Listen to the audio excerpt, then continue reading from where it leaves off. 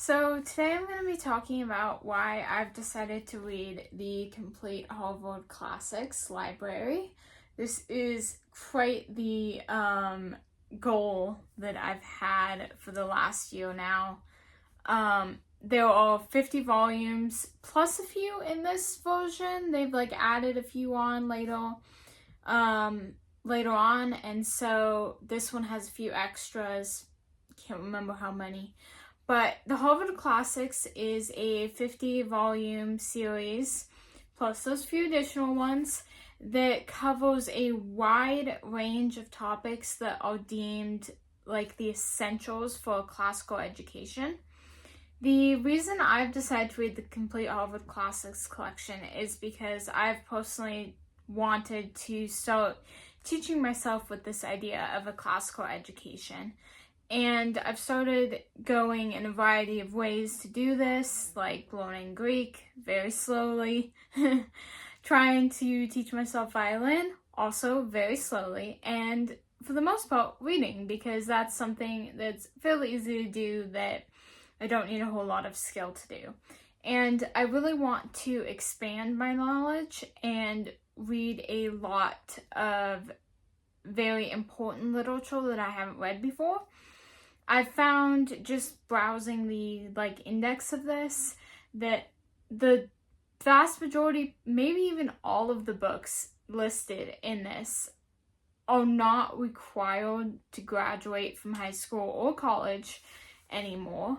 I'd read maybe 3 or 4 of the books on the list, and that was completely because it was something I wanted to read, not because it was something that school made me read. I think the exception to that may have been The Odyssey by Homer. But the Harvard Classics also contains a wide variety of nonfiction books, which I am definitely not a nonfiction reader. I prefer fiction, and that's something that I've been slowly trying to improve, because I feel like nonfiction books are also very important, and I've largely overlooked them or even shunned them in my own education in favor of fiction books. So this very much puts me out of my comfort zone, which I think can be a good thing, and it's going to help me expand my knowledge. So far, I've read the first volume in the set, which contained the autobiography of Benjamin Franklin, which was fantastic. I think it was called The Journals of John Woolcombe, and Fruits of Solitude. And those were autobiographical slash just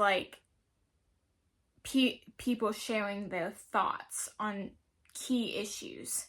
It was very interesting, which surprised me because, again, I'm not a nonfiction person, and I'm especially not an autobiography person. So it was very interesting. The next volume in the series is Socrates and Plato and that type of reading. And I've started that one, and I read The Apology by Plato, which is actually the Apology of Socrates, written by Plato. And that was very interesting as well. So I just started reading it. I'm going to keep you guys updated, and I'm going to go back and do a more in-depth review of all of the ones I've already read, and then I'm going to continue to add reviews as I read new ones. So the reason why I'm reading this is to expand my knowledge. The reason why I'm reading the Complete Harvard Classics in specific is because I really wanted to find a amalgamation of information that's easy to access, that's approved by many different people. It's highly considered to be a great resource for classical education. It used to be that students of classical educations read this type of material all the time.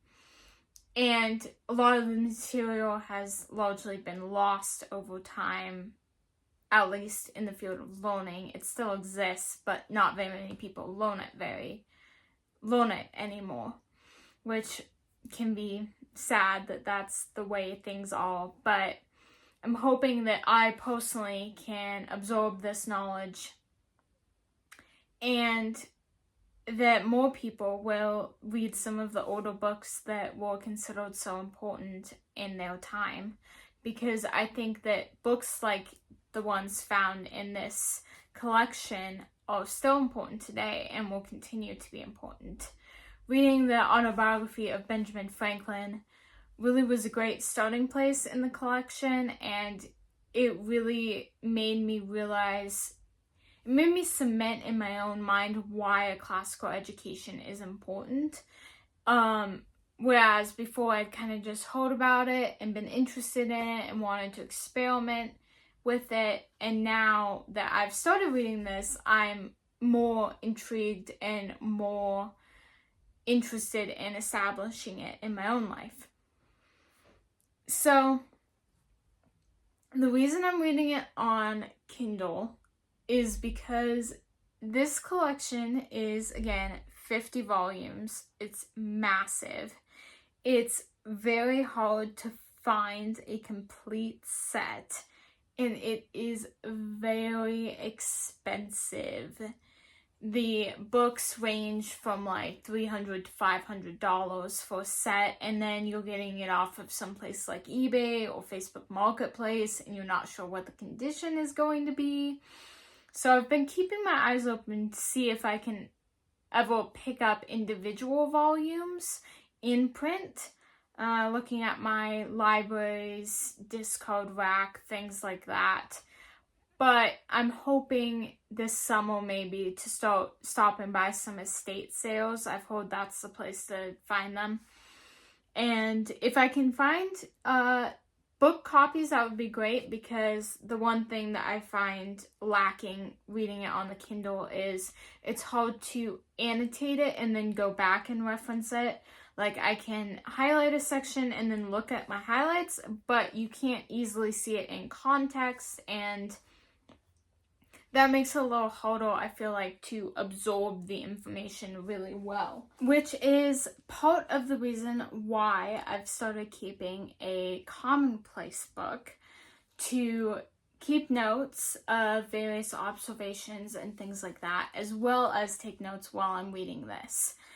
And I'm going to do a video later on about in-depth how I use this commonplace book, but just an overview is I just finished reading The Apology of Socrates by Plato, and I have a kind of bulleted list of quotes and points that I found very helpful, and it should be easier to reference this than going and finding the highlighted sections in this to reference. So I'm definitely going to keep highlighting sections in this, but also trying to write down the quotes if I can, so that I can easily reference it later. And especially with books like Socrates, where I might want to go back and find a quote to show someone, or in the midst of a conversation talk about, that type of thing.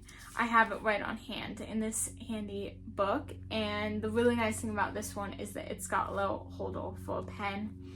And it's very portable. It's easy to fit in like a pocket or something like that. So that is the reason why I'm going to be reading the complete Harvard Classics. And I hope you'll stick around and follow along for reviews on each of the individual books and how, what I thought of them. And if you have any suggestions of other books I should read that aren't included in the Harvard Classics collection, or that you consider essential for classical education, please leave a comment below. And don't forget to like this video and subscribe. Thank you.